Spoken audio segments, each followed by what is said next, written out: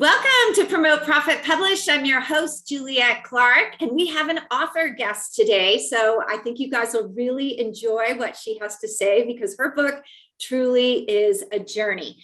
But before we get started, remember to go over and sign up, subscribe for Breakthrough Author Magazine. You can do that at www.breakthroughauthormagazine.com. Today's guest actually has a feature in May's magazine, and it's a free subscription. So you can't beat that. Get tips and tricks and learn about authors who have made the bestseller list and what they're doing with their business as well. Also, if you like to watch the video of this, if you're a YouTuber, go over and subscribe to us on YouTube. It's Superbrand Publishing, and you can see all of these people up close and personal. So today's guest is Kristina Liu, and she is a professional certified coach, executive coach, and a doctor of psychology. We actually tried calling her doctor once, and she didn't like it much. So she helps entrepreneurs and corporate leaders maximize their potential at work to feel more happiness and fulfillment in life. Kristina is also the owner of Selva Vida Lodge and Retreat Center, where she conducts her life transformation programs and hosts travelers who want to explore the Peruvian Amazon. That sounds really exciting, and I know you have something coming up. So welcome, Kristina. Oh, thank you so much, Juliette, for that warm welcome. I'm really happy to be here. We also didn't mention that she is an international best-selling author in six, seven different categories. She went to number one all over the place. So Kristina's book, The Inside Out Journey, an elusive search for self across 3 continents, is her book. And it's about a journey that she took for herself. And so you started out in corporate America, and one day you just quit your job and did this. So tell us about that. Yeah, I mean, that's the short of it. But the steps that led up to, quitting that job and leaving it and traveling, that took a while. So I started in accounting and audit. I have a CPA. That was my first couple of degrees, a bachelor and a master's in accounting. I worked in public accounting and then in internal audit. And then I went to get an MBA, and that was in France and Singapore. And after that, I basically worked in Singapore for almost 9 years in business-related fields for an agribusiness company, in a range of different kind of roles, from business improvement to strategy and marketing. And basically towards the last 2.5 years of that job, even though it was a great job, I worked with great people, traveling all over, I just felt like I wasn't sure if that's what I wanted to do for the rest of my life. I felt like I wanted to, impact people a little bit more directly. Whereas, working in the corporate world, for me, the reason I even worked for that company was because I thought we were helping smallholder farmers to have a better life. So that gave me meaning, to be able to say, oh, I'm actually, working in something meaningful. But I just felt like it wasn't enough. I wasn't connecting directly with those people that were helping. And so that's what prompted me to study psychology. So I took a doctor of psychology program on the side while I was working full time, thinking, I might, perhaps one day become a therapist or a counselor, because I had direct experience with that. And I felt, that it really helped me. And at that time I did it with a boyfriend partner. And so, and I realized I'd always been interested in psychology. It's just kind of how the human mind works. And so when I was deciding, what do I want to study something? And I love studying. So that's why I chose that field. And so that's what I did for about 2.5 years. And then towards the last year in my corporate job, that's when I got exposed to coaching. And that's when I realized it was just something clicked. It was like the first time it was actually a course that I took in my psychology studies. And we had 2 coaches that came in to give us a taster session for the day. And they talked about this cornerstone in this coaching, which is called coactive coaching. And it just resonated with me right away, because it said people are naturally creative, resourceful, and whole. And when I saw that, I said, wow, this is the type of philosophy I can adhere to. This is the type of philosophy that I've been wanting, because if you know anything about the traditional psychology, is like saying people are broken, there's pathology, you need to fix them. And I just, even though I liked, what I was learning, but there was always that bit that perhaps wasn't so aligned with my own view of the world and my own view of people. And so when I saw that people are naturally creative, resourceful, and whole, and they can get to their own answers and solve their own problems, that's when I said, okay, that's what I want to do. And so that was kind of my step away from the corporate world. But I wasn't sure, whether I could, make a living with that, whether, I can really break free from kind of the hold that corporate America has on you, until I saw this ad. It must have been in Facebook that said, travel the world with us while working. And when I saw that, I just said, oh my gosh, that's perfect. Because I had been wanting to travel more, and I love traveling. And I even thought about taking a year off, and what they call a gap year. But I felt like, I while I was contemplating it, I just felt like, I don't know if I can really do just traveling for a whole year. I still like working. It's not that I don't like working. So when I saw this combination of traveling and working, I said, wow, this is what I've been looking for. And so that's when the wheels started spinning, and I started thinking about, how could I make this happen? And the self that myself back then, the limiting part of me said, well, no, you can't. You don't really have a job where you can travel and work. But then fast forward again, kind of the universe kind of came together. And so I was contemplating this, whether I should do this, for about 8 months. And during this time, I got my coaching training. And that was when I started realizing, oh, perhaps I do have a job now that I could do from anywhere, because when I was coaching my clients, back then I was living in Singapore, and many of them were in Singapore, but a lot of times we would actually just do Zoom sessions. So that was when Zoom started becoming available. And so then I said, well, I could actually just coach these clients. And while I was traveling, it doesn't really matter if I'm in Singapore sitting in my apartment, or, somewhere across the world, say in Cape Town, and, doing the same thing. So that was when I started really realizing, okay, maybe this is a real possibility. But then, the limiting part of me still came in and said, no, you can't do that. What if this doesn't work out and you're never going to have another job again? So that was kind of a process for me to really, go through and reconcile the two parts of me, the part that, says, yes, you can do it, anything is possible. And then the other part says, no, that's not possible. But ultimately, I'm so glad that the part of me that says, yes, anything is possible won. And so that's when I embarked on this journey. And that's what became this book. So this book is about my year of traveling the world to 12 places. So that's part of the program, is you go to one city each month in 12 months. We started in Africa. We went to 2 months in Africa, 4 months in Europe, and then 6 months in South America. And it's about all the experiences that I had, or all the important ones that the readers might find interesting. And but more importantly, the journey I went through inside. That's why it's called the Inside Out journey, because it's about my own learning, my growth, my transformation, and getting in touch with myself. While going on this journey was already a big effort for me. A lot has shifted just making that decision. But after this year of actually doing it, a lot more has shifted and a lot more growth happened. So that's what this book is about. So you mentioned in the book, this was the first time you sort of had roommates, and so talk about that a little, because I remember when I went to France, I had a roommate that I didn't know, and she was like 30 years younger than me, or maybe 25 years younger. And I literally remember spending the first day rolling my eyes, like, are you effing kidding me? This is my roommate. But she turned out to be really fun once I got over myself. Yeah. Wow. Yeah, that and a lot of that's also my own experience. It's not just about having the roommates, which I hadn't experienced for many years. I think many of us adults can probably relate to that.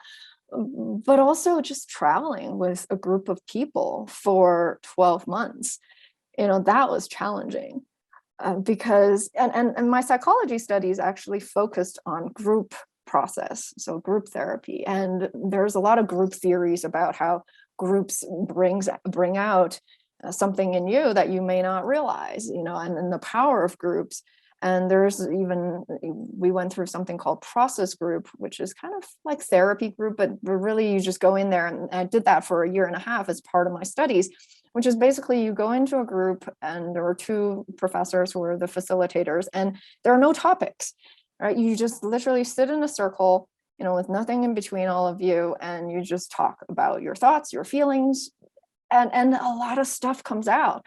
And so this year of traveling the world with this group of people almost felt like a small process group or not small, but actually a bigger process group, except you didn't have facilitators to make sure things are on track, or people didn't talk about something that didn't hurt the other person, or if they did, you actually talked it through.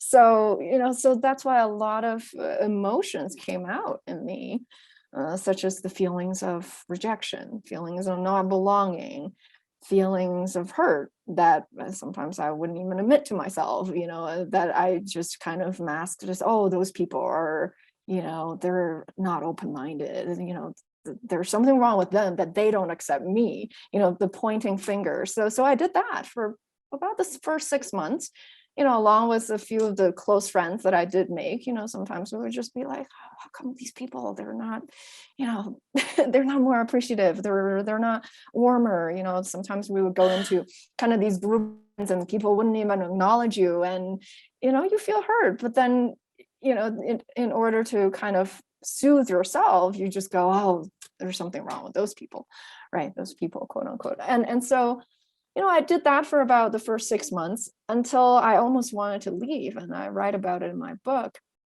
And then I realized, something clicked in me. It was actually a discussion with one of my program leaders, is that, well, if I continue to do that, yeah, then I might leave, I'll flee the situation. And then what's going to change? Nothing is really going to change. Then I'll just confirm my belief that it's just actually everyone else's fault that this situation isn't as good as I would like it to be.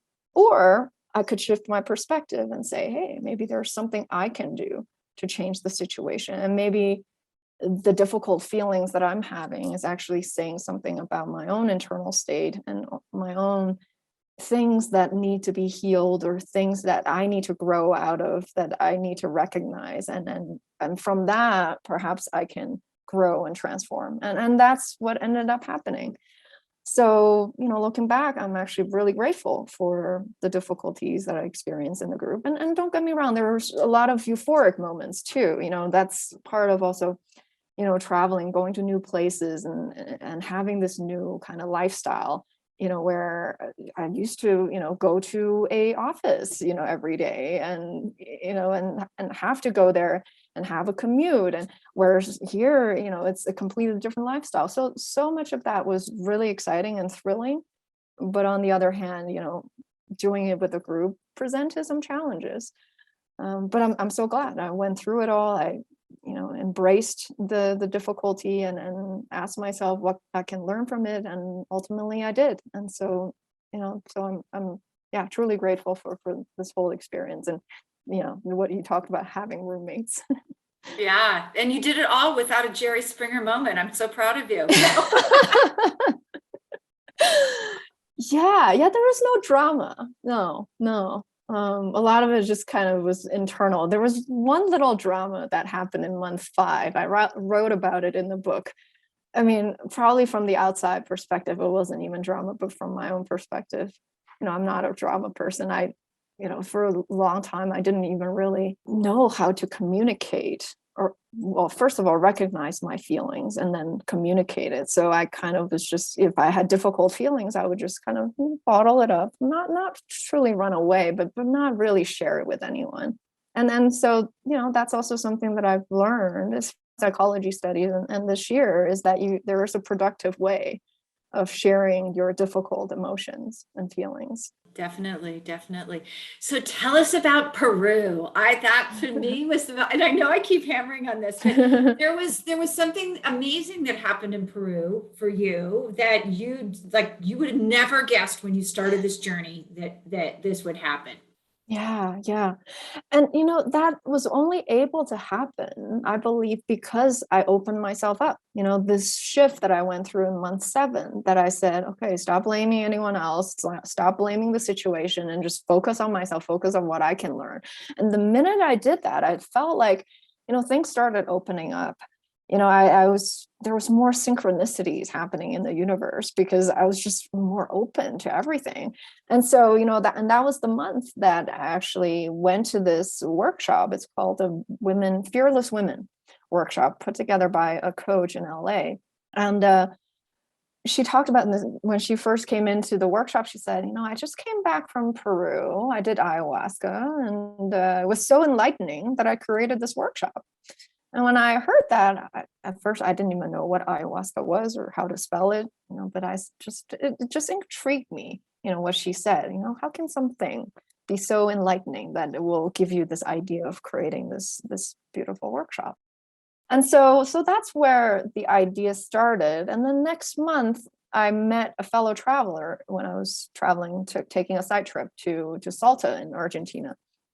And this traveler, she's from Germany, and she said, oh, I did combo, and it was so life-changing that my life completely changed for the better.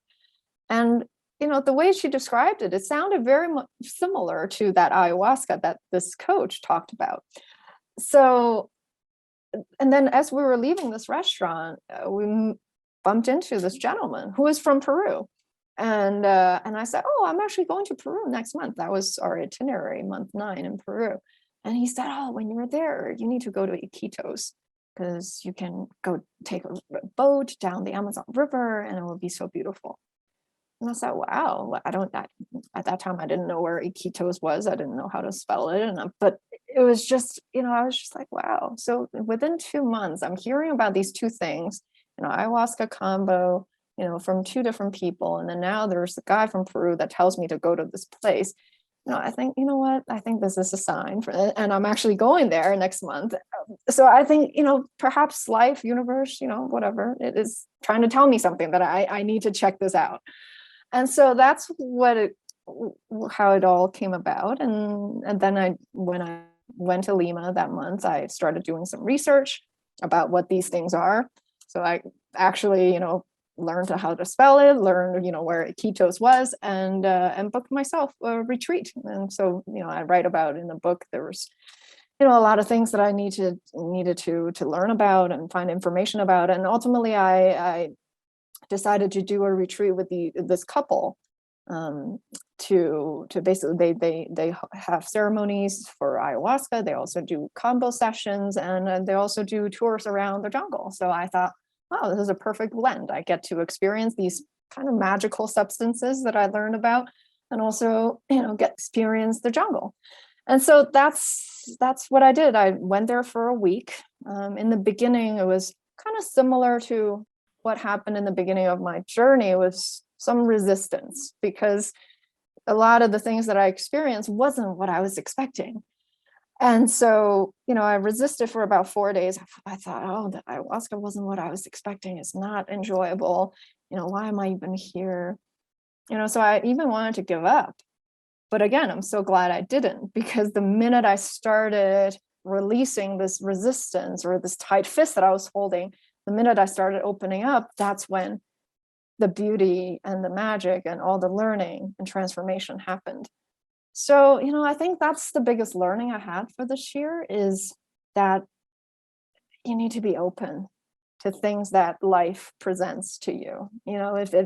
When you have these expectations, and when things don't meet your expectation, and when you feel these negative feelings or you resist, that's when you don't get the lessons you're meant to learn. But the minute you can release that, that's when all the good things happen. And that's how Peru came about. And that's how I even bought the property that I did the retreat in. I turned it into a lodge and retreat center because that experience proved to be so profound that I felt aligned so well with the work that I do, which is coaching people. And what is coaching? It's basically transforming people, taking them from a place here to somewhere much higher.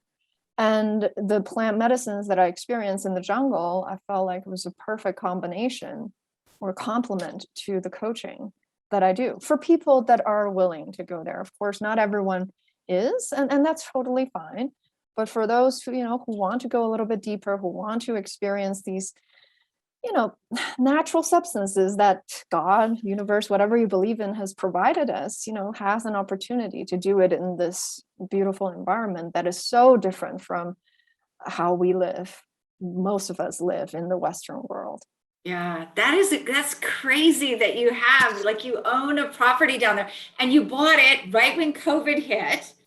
So Bought it before COVID hit, about a few months. So I bought it in April 2019, right when my remote year journey ended, and it was going well. When I first bought it, it had 2 houses on it, and then as soon as I bought it, I knew I wanted to build a maloka, which is a structure where you do plant medicine ceremonies. So we did that, and it was operating pretty well. So I do both retreats there as well as just hosting travelers who want to come to the Amazon and experience the jungle. Yeah, and towards about February 2020, it was like going really well. We were even cash positive, which was really good for what I envisioned. And then, of course, we all know what happened in March 2020. COVID hit, and basically everything came to a halt. But we had already had plans to expand the property because we were getting so busy and we couldn't even host everyone who wanted to stay there. So I had to make a decision. Do I, continue with the expansion, or do I stop it? And so, I said, well, since we don't have anyone coming, so might as well take this time to continue the construction. But we couldn't even do that for some time because there was no work allowed in Peru because of COVID. And so, everything, all the building took a little bit longer, but eventually we managed to finish a whole new dining structure and 3 new bungalows and 2 fish ponds. So yeah, that's what the property is now. And I am actually having my first retreat since the pandemic in March, which is this month. Oh, wow. It's March 1st. Yeah. It's this month, but you're going to have more this year, because by the time this airs, it'll be beyond, but you can always go over to the website and see when the next one is, right? Yes. Yeah. Absolutely. And where is that? It's at www.selvavidalodge.com. So it's SELVAVIDA lodge.com. It looks really good, you guys. And I was stunned how cheap it is and per night. Like, for all the stuff, when you look at what it costs to go to an American hotel, and yours has the meals in it, I was stunned. I'm not going to make it this March because I planned a trip with my son. But so other than that, though, you do what's called positivity coaching. Talk a little bit about that. Yeah, so it's called positive intelligence. This is the framework that I use. And I also write about it in the book, even though it's a concept that I came to learn after my trip was over, but I felt it was really relevant to kind of inject it into the book. Because, so what it is, it's basically, this is a theory developed by Shirzad Chamine. He's an author and also a coach and a Stanford lecturer. And at the essence of this theory is acknowledging that we all have these 2 parts of us. On one hand, we have this beautiful and powerful sage, which if we can tap into that, we can achieve anything and we experience good emotions, positive, pleasant emotions. On the other hand, being humans, we also have this other part, which this author calls saboteurs, which are the forces that can come and sabotage us. Whether it's achieving our true potential, fulfilling, our highest success, or even experiencing pleasant feelings. So it's the saboteurs that create these negative feelings that we have, which often then is the cause of why we don't end up achieving our true potential. So this program, I do this both in my one-on-one coaching, as well as I do a group program that takes people through for 8 weeks this concept. So we take a couple of weeks to look at your saboteurs, really learn what these are. And this author has identified 10 saboteurs that can commonly come in and sabotage us.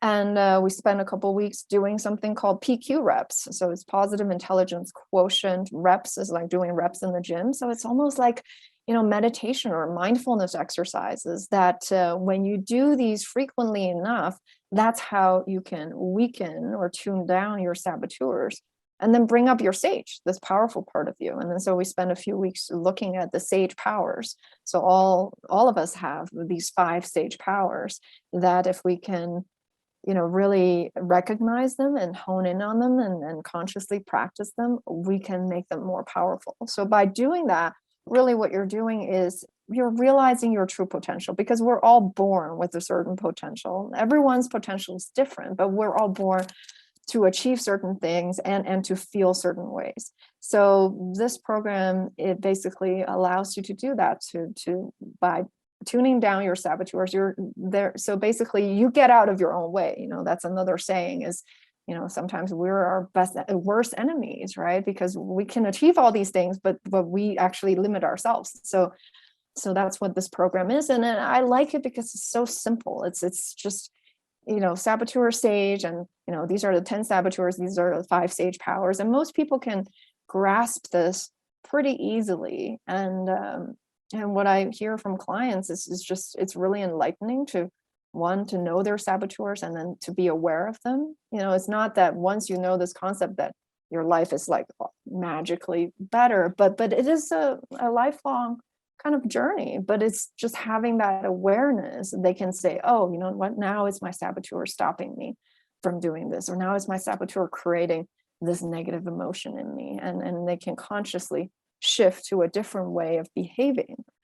And so when I reflect back on my journey, and that's why I do talk about it in the book, because there were so many moments that I recognize it's my saboteur. When I judge other people, that's a saboteur. When I want to resist a certain situation and say this is so bad, that's a saboteur, rather than the sage is saying, hey, there could be a gift in anything, right? No matter how challenging an experience is, it could be a gift, it could be an opportunity, or it could be an opportunity for you to learn something, or grow in a certain way. So that's why I really like this concept, and I use it in my coaching with my clients. Oh, that's great. So where can we find your book? You have a URL we can go to grab a copy of the book. Yeah, so it's basically www.theinsideoutjourneybook.com. So theinsideoutjourneybook.com. And if we want to contact you about, I don't know, coaching, life, yeah, where would we find you at? Great. Yeah, so I have a website. It's basically KristinaLiu.com. So could you spell Liu for us, please? Yeah, so it's Kristina with a K, so Kristina, and Liu is Liu. So just KristinaLiu.com. Well, thank you so much for being with us today and sharing all this. This is amazing.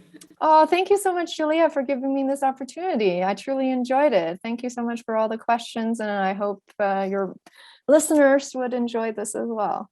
I'm sure they will.